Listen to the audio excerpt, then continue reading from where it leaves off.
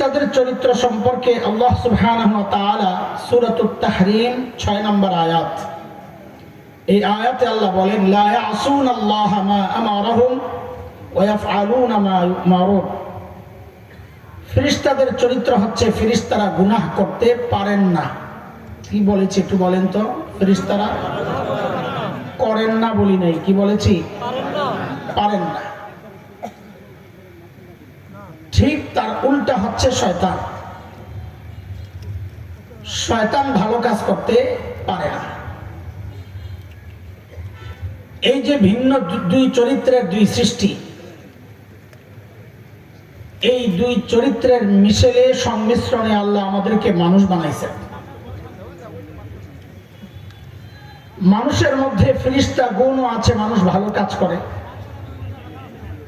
আবার মানুষের মধ্যে শয়তানি গুণও আছে, মানুষ শয়তানিও কম করে না। এ সম্পর্কে আল্লাহ সুবহানাহু ওয়া তাআলা সূরা ওয়াশ-শামসি ওয়া দুহাহার মধ্যে 7, 8, 9 নম্বর আয়াত, 10 আয়াত আল্লাহ বলেন ওয়া নাফসিন ওয়া মা সাওয়াহা فألهمها فجورها وتقواها قد أفلح من زكاها وقد خاب من دساها। আল্লাহ বলেন আমি মানুষ বানাইছি, মানুষের মধ্যে ভালো মন্দ উভয়টাই করার ইচ্ছা শক্তি আমি তাকে দিয়েছি। মানুষের মধ্যে দুইটা গুণই আছে, ফেরেশতা গুণও আছে, শয়তানি গুণও আছে।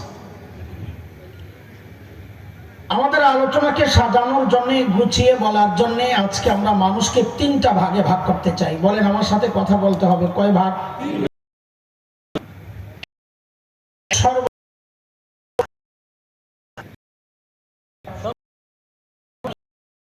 তারা বলেন বলেন, জানেন না? নবী রাসূলগণ। মাশাআল্লাহ। সমস্ত নবী রাসূলদের ব্যাপারে আহলুস সুন্নাহ আপনাদের আসবে, তারা আকীদা আহলুস সুন্নাহ হচ্ছে সমস্ত নবী মাসুম, নিষ্পাপ, কোন নবী গুনাহ করেন নাই। আমার সাথে কোন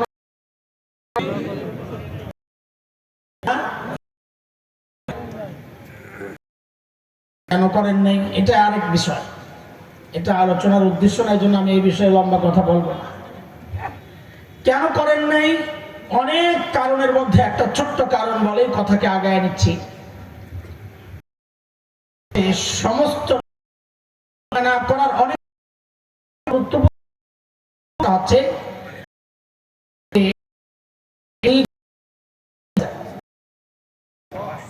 আবার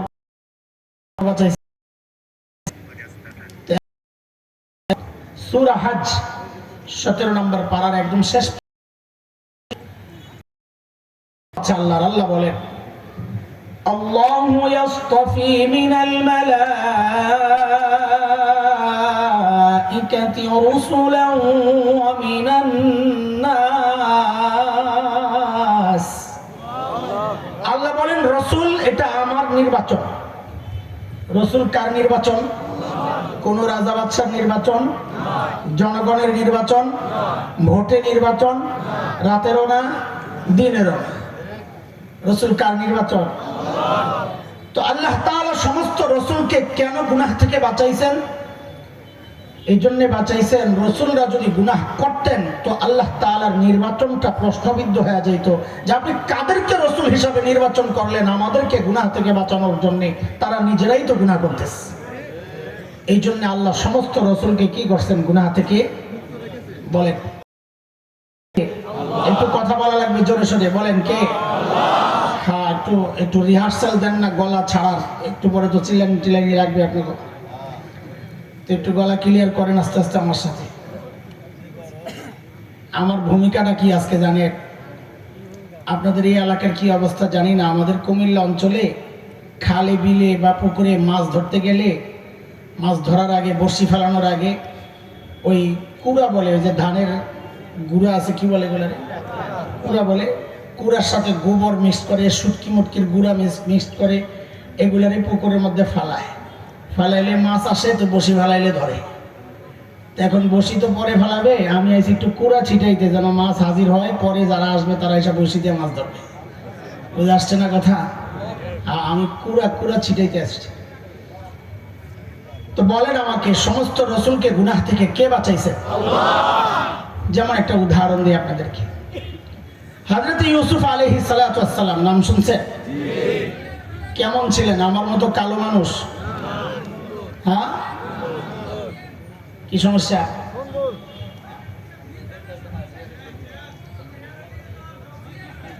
আহারে, আস্তে আস্তে আস্তে। আপনারও তো আমি দেখতেছি, আপনি আমার দেন না স্যার, আমি তো দেখতেছি, তো আমি দেখলে উনি কেন দেখবে না? আহা, থাক না, এখন লাড়ালাড়ি করলে ঝামেলা আছে। একটু পরে গো ক্যামেরা সরানো, সামনে হেরাগো, আমরা দেখি না। বাধা একটা সামনেই থাকুক, তাহলে এই পর্যন্ত আর আসলো না আক্রমণটা। ঠিক আছে, আরে দেখে কি করবেন, ওই পিছনে দেখা যায়। শোনেন, খেয়াল করেন, কথা বলেন না, তাহলে আমাদের মনোযোগ নষ্ট হয়ে যাবে। হযরত ইউসুফ আলাইহিস সালাম কেমন ছিলেন? আমার মতো কালো? কেমন? কেমন সুন্দর? আল্লাহ তাআলা দুনিয়ার সৃষ্টি থেকে এ পর্যন্ত এমন সুন্দর কোনো মানুষ বানান নাই, বানাবেন না। তবে তবে আমাদের নবী আলাইহিস সালাম ছাড়া। আমাদের নবীর সৌন্দর্যের সাথে দুনিয়ার কোনো সৌন্দর্যের তুলনা হয় না, এটা বাদ, এটা হিসাব আলাদা। তো এত সুন্দর হযরত ইউসুফ, মিশরের মেয়েরা পাগল, বিশেষ করে মিশরের গভর্নরের বউ তো চরম পাগল, জুলাইখা। বারবার তাকে আহ্বান করেছে, হযরত ইউসুফ প্রত্যাখ্যান করেছে।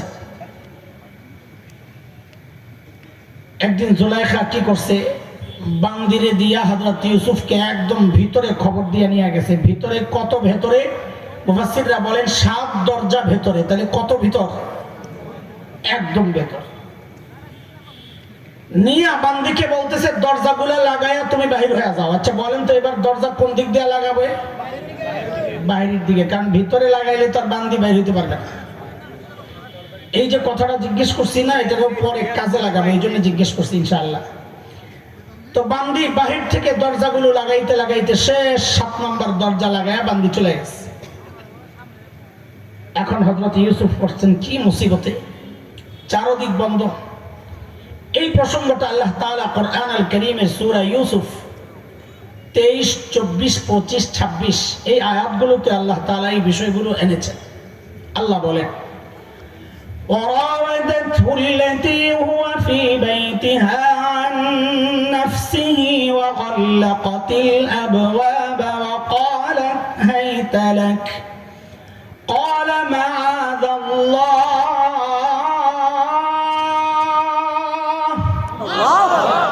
إنه ربي أحسن مثواي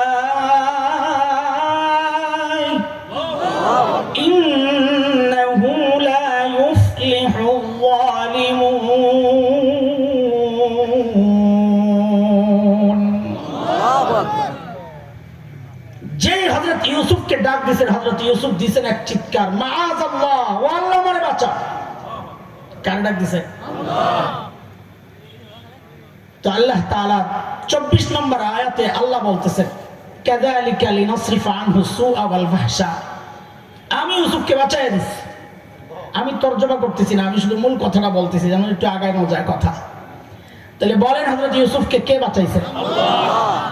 হ্যাঁ, কিভাবে বাঁচাইছেন? 25 নম্বর আয়াত থেকে তার প্রক্রিয়া আল্লাহ নিজে বলতেছেন কিভাবে বাঁচাইছেন। আল্লাহ বলেন, ওয়াস্তাবাকাল বাব ওয়াকদ্দাত কমিসাহু মিন দুবুর ওয়া আলফা সাইয়্যিদাহা লাদাল বাব ক্বালাত মা জাযাউ মান আরাদা বিআহলিকা سوءا إلا أن يسجن أو আলীম।